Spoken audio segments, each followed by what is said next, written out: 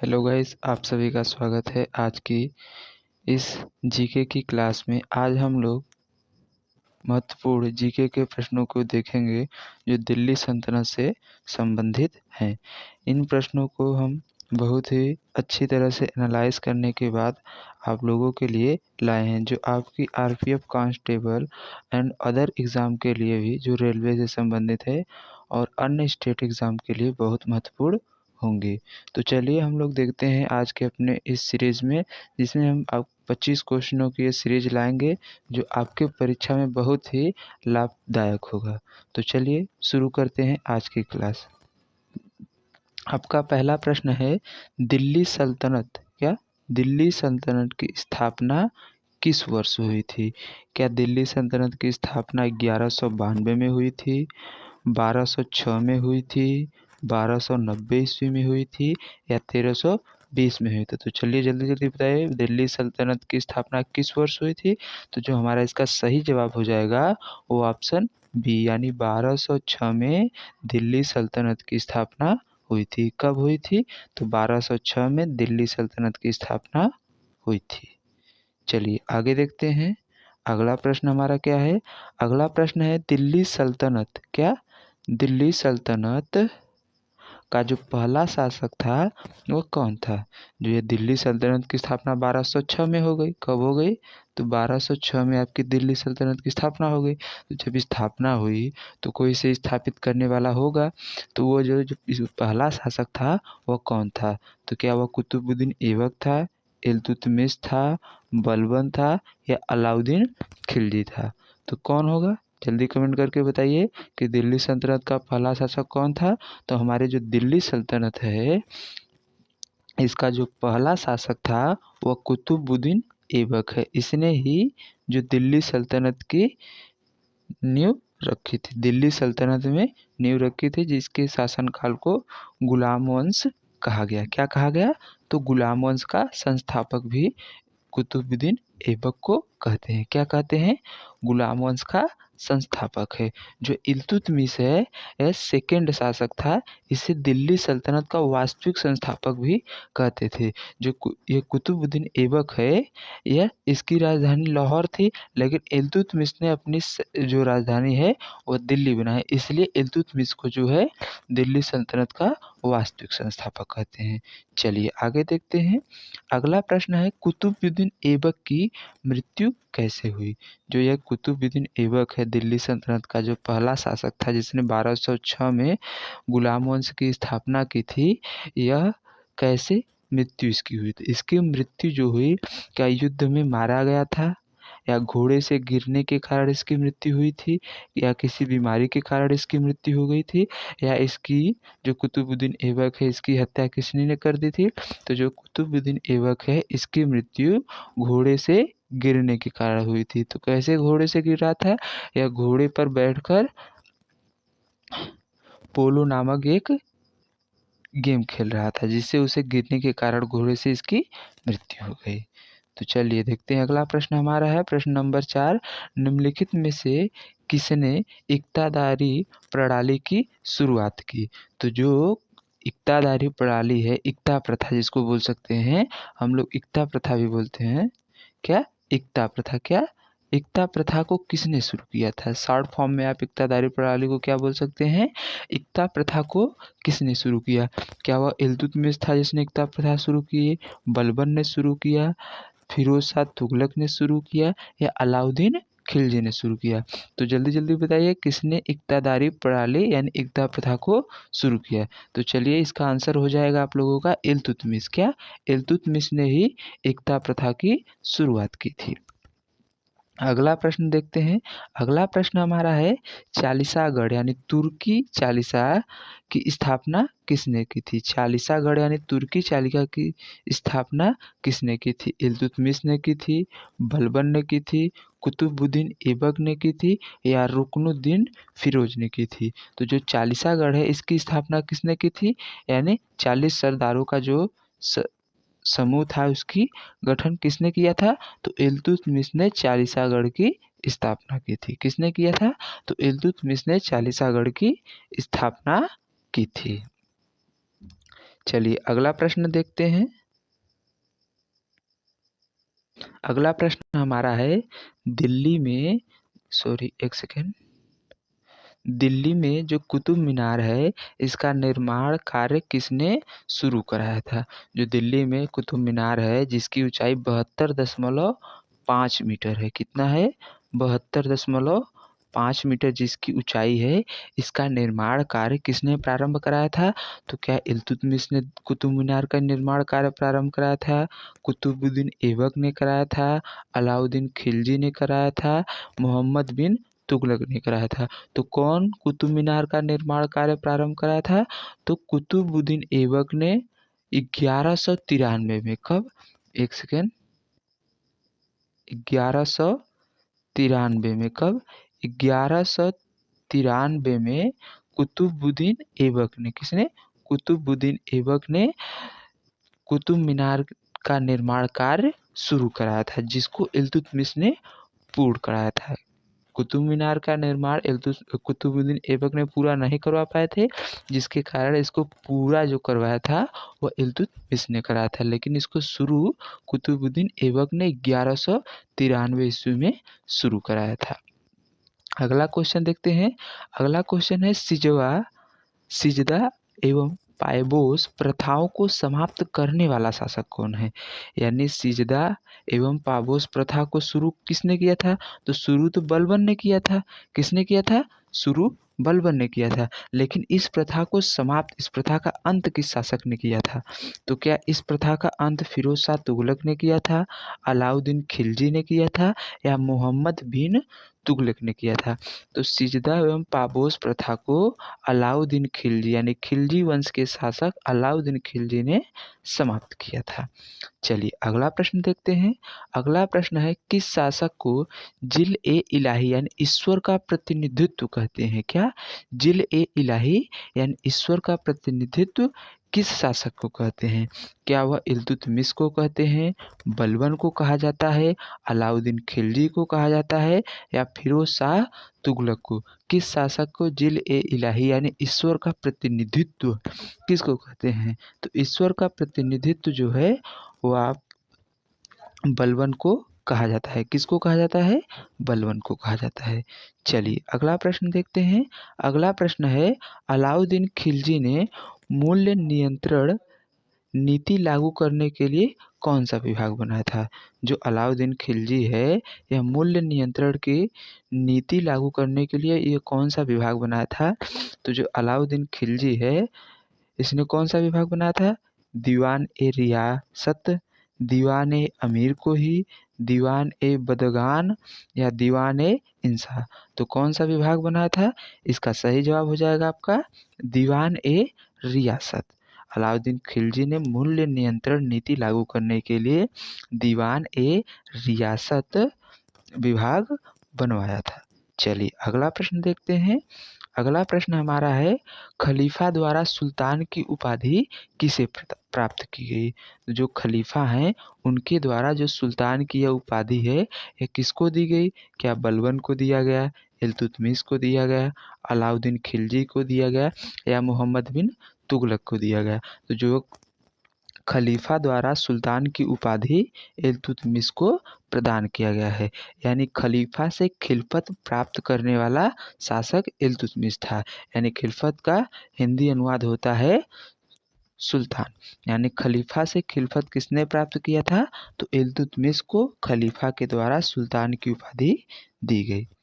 चलिए अगला प्रश्न देखते हैं।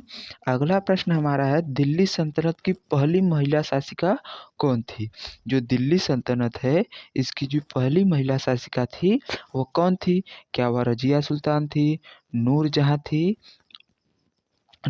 थी, या तो इसका आपका सही जवाब हो जाएगा जो रजिया सुल्तान है यह दिल्ली सल्तनत की पहली महिला शासिका थी। इसका शासनकाल 1336 से 1340 था। कब से कब तक था? तो रजिया सुल्तान का शासनकाल 1336 ईस्वी से 1340 ईस्वी में हो गया। चलिए आगे देखते हैं। अगला प्रश्न हमारा है रजिया सुल्तान को किस वर्ष गद्दी पर से हटाया गया। तो रज़िया सुल्तान है किस वर्ष गद्दी पर से हटाया गया? अभी जस्ट हम आपको इस क्वेश्चन का जवाब बताए हैं पिछले क्वेश्चन में। तो चलिए बताइए रज़िया सुल्तान को किस वर्ष गद्दी से हटाया गया? तो क्या हुआ 1236 में हटाया गया, 1240 में हटाया गया, 1250 में हटाया गया या 1255 में? सॉरी, पिछले क्वेश्चन में हमने बताया था 1336 से 1240 वो नहीं होगा। क्या होगा 1236 से 1240 ईस्वी तक रज़िया सुल्तान ने शासन किया था और इसे 1240 ईस्वी में गद्दी पर से हटाया गया।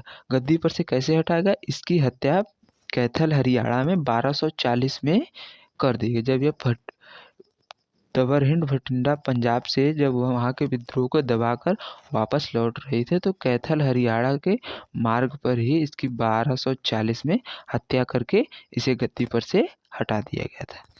तो चलिए देखते हैं अगला प्रश्न हम अपना। अगला प्रश्न है मंगोल आक्रमण से दिल्ली सल्तनत की रक्षा किसने की? जो मंगोल आक्रमण है इससे दिल्ली सल्तनत की रक्षा किसने की थी? जो मंगोलों का आक्रमण हुआ था उससे रक्षा किस शासक ने किया था? तो मंगोल आक्रमण से दिल्ली सल्तनत की रक्षा क्या इल्तुतमिश ने की थी, बलबन ने की थी या अलाउद्दीन खिलजी ने की थी या मोहम्मद बिन तुगलक ने की? तो जो बलबन है इसने मंगोल आक्रमण से दिल्ली सल्तनत की रक्षा की थी। चलिए अगला प्रश्न देखते हैं। अगला प्रश्न हमारा है तारीख ए फिरोज शाही नामक ग्रंथ किसके शासनकाल में लिखा गया? कौन सा ग्रंथ? तारीख ए फिरोज शाही ग्रंथ नामक ये जो ग्रंथ है यह किसके शासनकाल में लिखा गया? तो इस जो तारीख ए फिरोज शाही ग्रंथ है इसको बर्नी ने लिखा था। किसने लिखा था?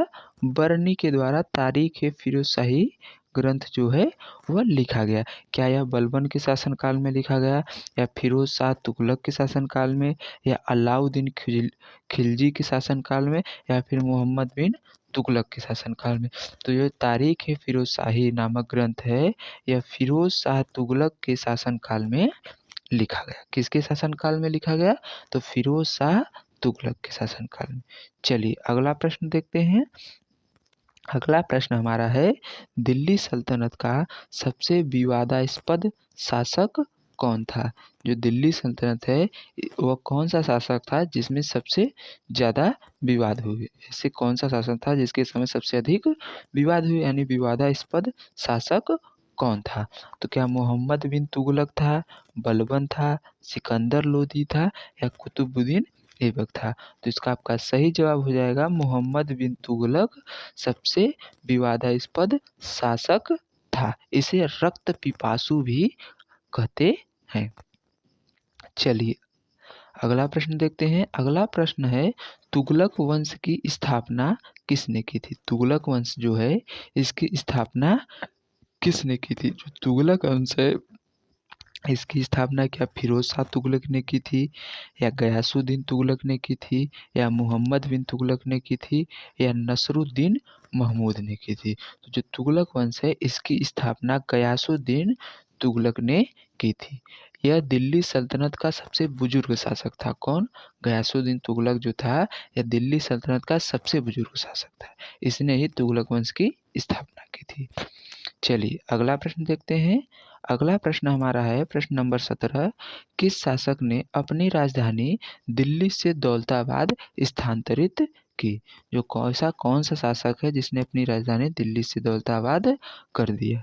क्या इल्तुतमिश ने अपनी राजधानी दिल्ली से दौलताबाद की थी, अलाउद्दीन खिलजी ने की थी, मोहम्मद बिन तुगलक ने की थी या बलबन ने? तो मोहम्मद बिन तुगलक जिसे पागल बादशाह या रक्त पिपासु भी कहते हैं इसकी ही 4 असफल नीतियों में से एक इसकी राजधानी परिवर्तन दिल्ली से दौलताबाद है जो यह असफल रहा था। इसने ही अपनी राजधानी दिल्ली से दौलताबाद की थी। किसने? मोहम्मद बिन तुगलक ने। चलिए अगला प्रश्न देखते हैं। अगला प्रश्न है दिल्ली में सबसे लंबे समय तक शासन करने वाला वंश कौन है? ये जो दिल्ली है दिल्ली सल्तनत में सबसे लंबे समय तक शासन करने वाला वंश कौन है? तो दिल्ली में कौन कौन से वंश हुए? जीके तो सरल है, जीके तो सरल है। तो जी से गुलाम वंश, के से खिलजी वंश, टी से तुगलक वंश, एस से सैयद और एल से लोधी वंश। ये 5 वंश जो दिल्ली सल्तनत में शासन किए, इसमें सबसे लंबे समय तक कौन शासन किया? तो सबसे लंबे समय तक क्या गुलाम वंश ने शासन किया, खिलजी वंश, तुगलक वंश या फिर लोधी वंश ने? तो दिल्ली सल्तनत पर सबसे लंबा शासक तुगलक वंश का था। किसका था? तुगलक वंश का सबसे लंबा शासनकाल दिल्ली सल्तनत में था। चलिए अगला प्रश्न देखते हैं। जजिया कर को हटाने वाला पहला शासक कौन था? तो जजिया जो कर है, जो हिंदुओं पर लगाया गया था, इसको हटाने वाला पहला मुस्लिम शासक कौन था?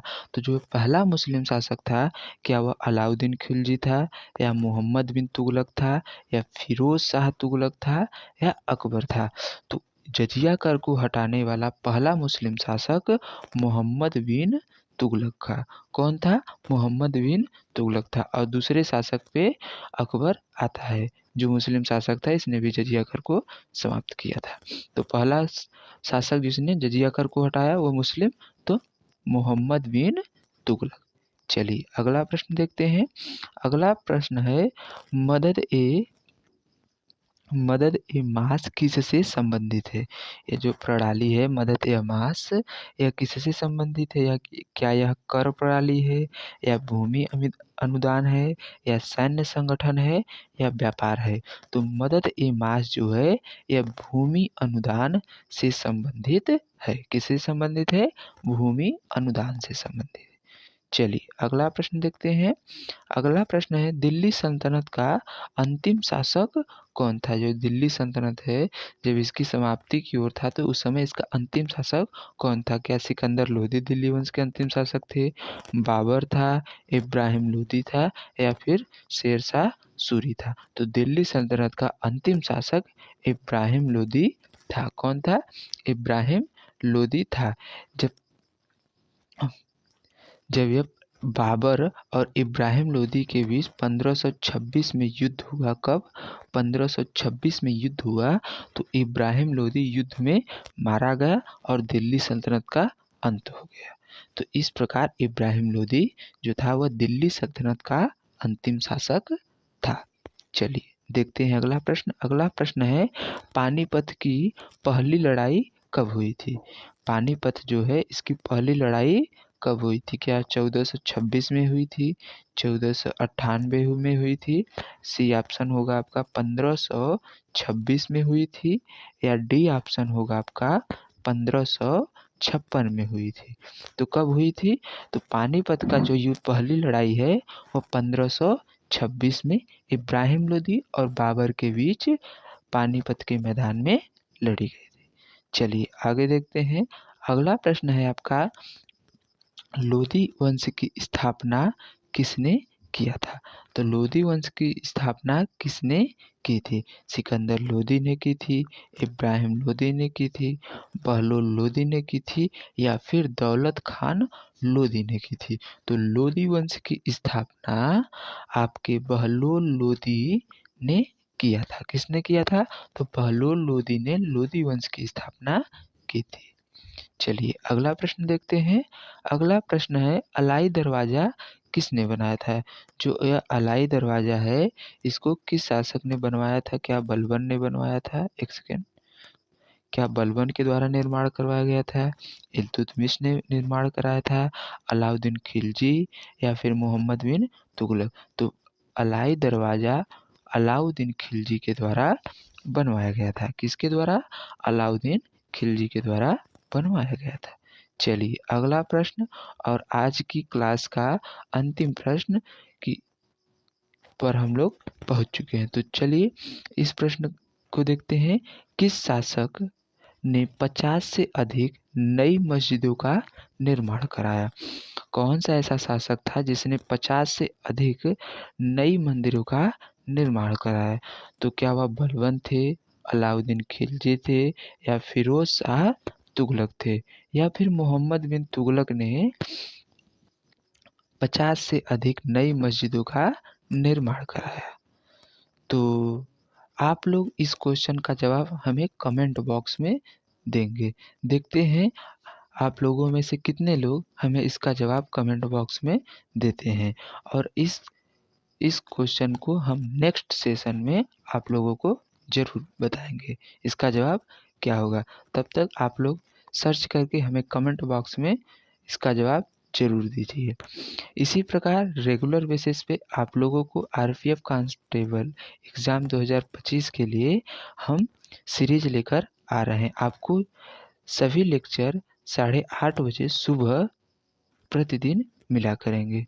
तो चलिए मिलते हैं नेक्स्ट क्लास में, तब तक के लिए अपना ध्यान रखिए। जय हिंद, जय भारत।